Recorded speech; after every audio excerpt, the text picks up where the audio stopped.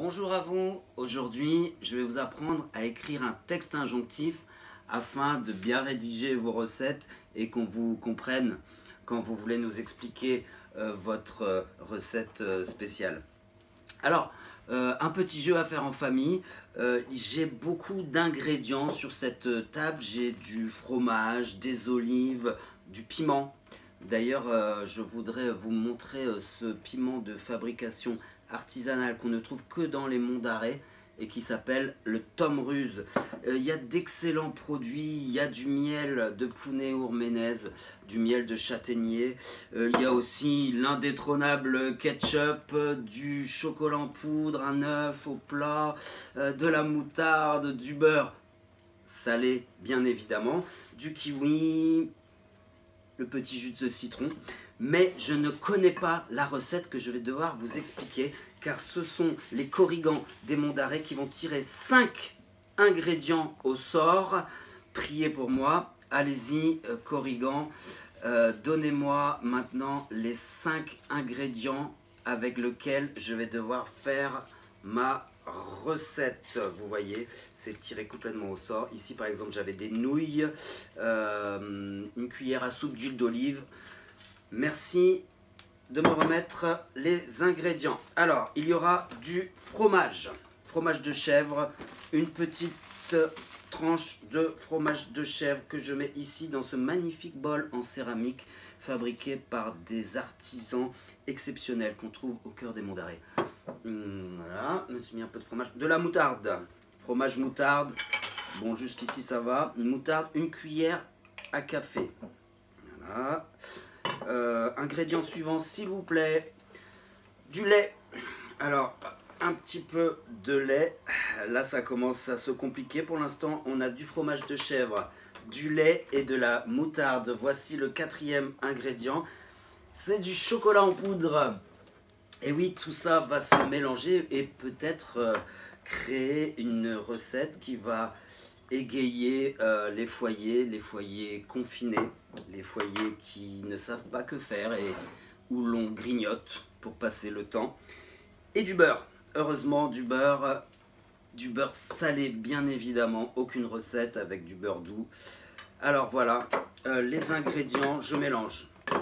Donc pour faire cette recette, il vous faut du chocolat en poudre avec lequel vous pouvez mélanger du beurre, ensuite rajouter de la moutarde, verser du lait et n'oubliez pas une petite tranche de fromage, rajouter du fromage à cette recette.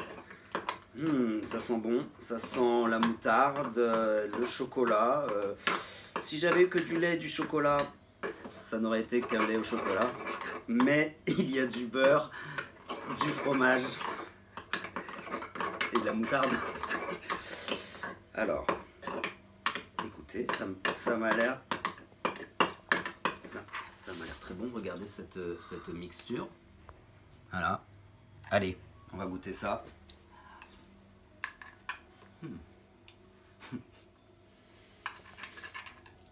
Ah, j'en reprends, tiens.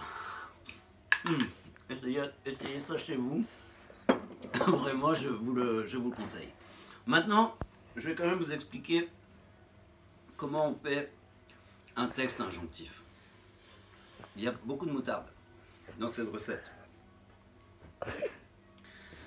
Pour faire un texte injonctif, qu'est-ce que c'est d'abord un texte injonctif? Un texte injonctif, c'est un texte qui sert à donner des ordres, des conseils, des interdictions ou des consignes. On les trouve dans les textes de règlement, des recettes, des notices.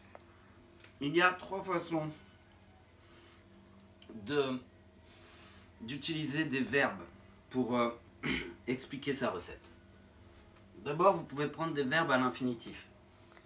Peser la farine, prendre des œufs, mélanger le tout. Je laisse mes verbes à l'infinitif. La deuxième façon, c'est d'utiliser le futur simple.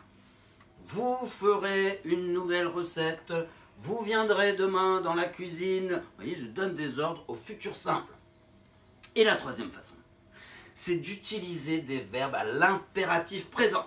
Attention, soyez très concentrés sur l'impératif présent. Qu'est-ce que c'est? c'est un mode verbal qui sert à donner des ordres et qui n'existe qu'à 3 formes, qu'à 3 personnes. Il n'est conjugué l'impératif présent qu'à 3 personnes. La deuxième personne du singulier, la première personne du pluriel et la deuxième personne du pluriel. Mais, vous remarquez tout de suite qu'on ne voit pas les pronoms personnels. On ne voit pas tu, nous et vous. Attention, pour les verbes du premier groupe, on commence déjà sur un point particulier à la deuxième personne du singulier. Il n'y a pas de S. Mélange, mélangeons, mélanger, mange ta soupe. Pas de S au verbe du premier groupe à la deuxième personne du singulier. Les verbes du deuxième groupe, fini, finissons, finissez. Et pour les verbes du troisième groupe, n'oubliez pas le S à la deuxième personne du singulier, qui vient souvent après une consonne muette. Souvent, prend des S, prenons, prenez. Je voudrais voir avec vous quelques petites exceptions, car la langue française aime les exceptions. Venir, un verbe du troisième groupe qui change de radical, vient, venons, venez. Le verbe aller, toujours différent des autres celui-là, va, allons, allez. Le verbe être, sois, soyons, soyez. Le verbe avoir, est, ayons, ayez. Est, A-I-E. Pour tous les verbes du troisième groupe qui se terminent par E à la deuxième personne du singulier, il n'y a pas de S, comme pour les verbes du premier groupe. Regardez, savoir, sache, E. Découvrir, découvre, E. Vouloir, veuille, E. Offrir, offre, E. Pas de S quand ça se termine par E. Mais on peut quand même, cependant, rajouter un S lorsque le verbe est suivi de AN ou Y. Pour des raisons de phonétique, on va rajouter un S de liaison. Regardez, achète de la farine. Pas de S, on a dit à l'impératif présent des verbes du premier groupe. Mais si c'est suivi de AN, je vais dire achète-en. Et je rajoute à ce moment-là le S de liaison. Pareil pour va acheter du pain. Vas-y, je mets le S de liaison.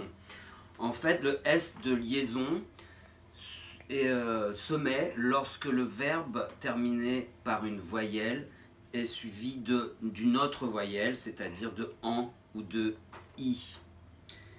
Eh bien, je vous souhaite de bonnes révisions et un bon appétit.